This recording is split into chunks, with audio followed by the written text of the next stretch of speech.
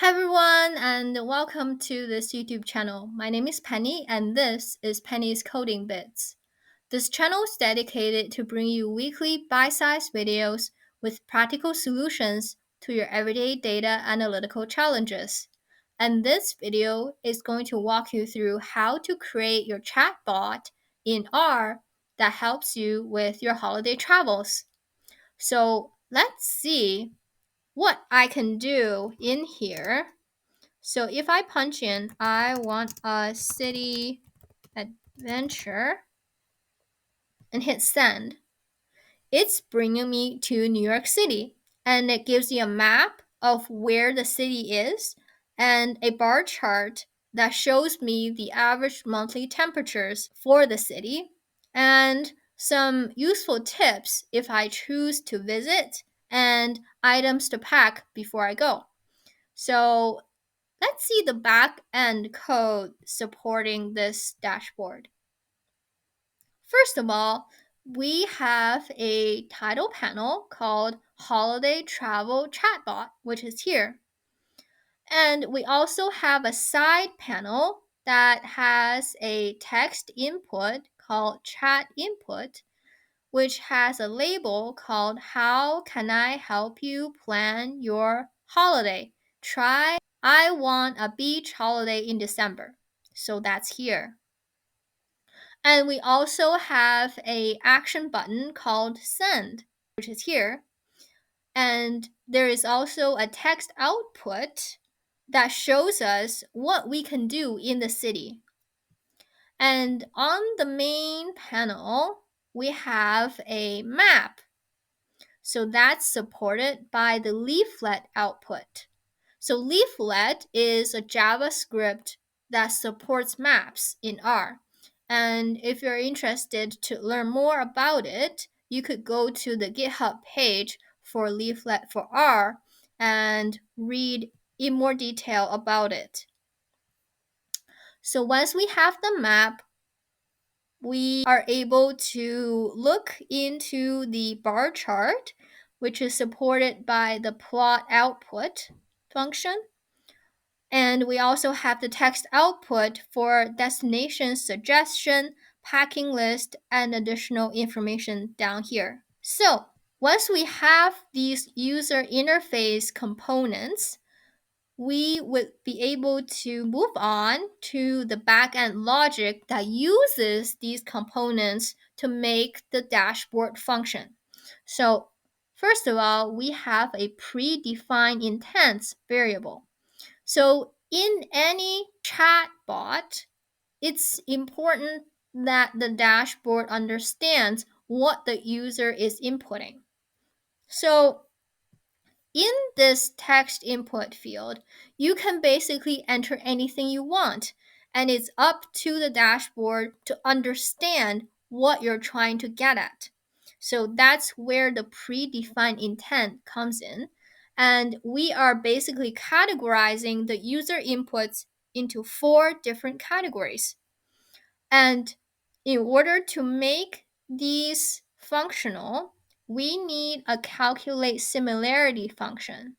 So what this actually does is it looks for these keywords in the user's input and it categorizes them if the user is putting any of these inputs into the text input field. So if the user is saying beach, then the dashboard will automatically bring the user to Bali. And once we have these two defined, we would be able to use them in a function that calculates the closest intent. So remember, we're trying to suggest a solution that closely resemble what the user is looking for potentially. So that's called the closest intent.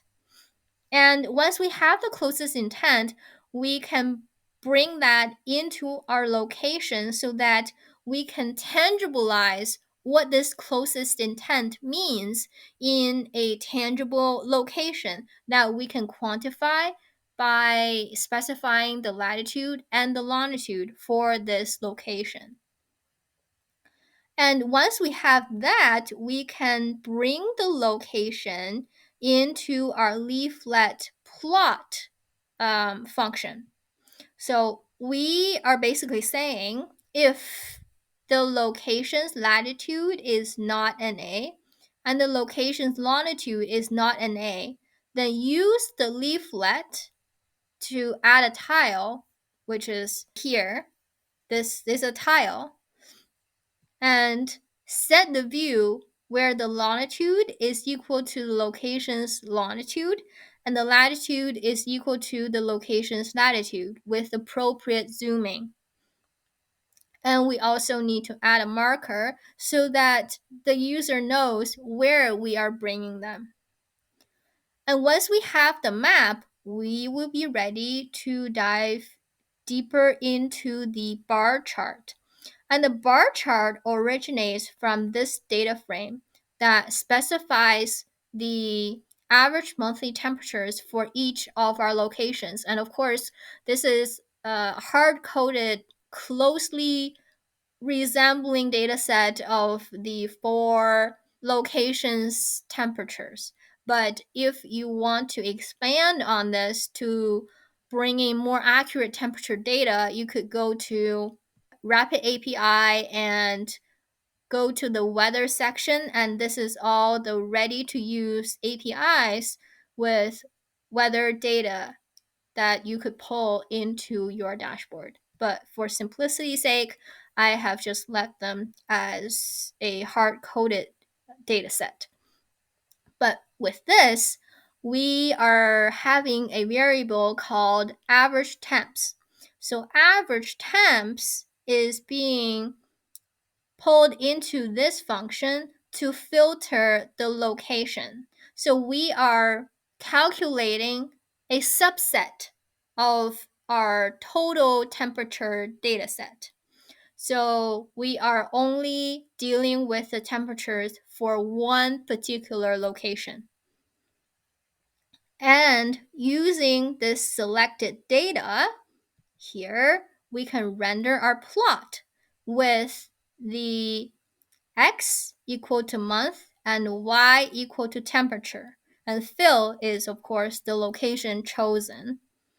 And we can set up our plot so that we have a title called average monthly temperatures in the chosen location.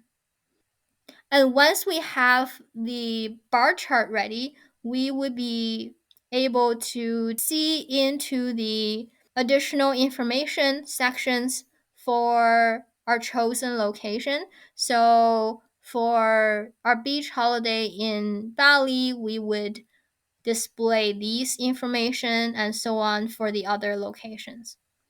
And that's all for this dashboard. I hope this is useful for you, and I'll see you in the next video.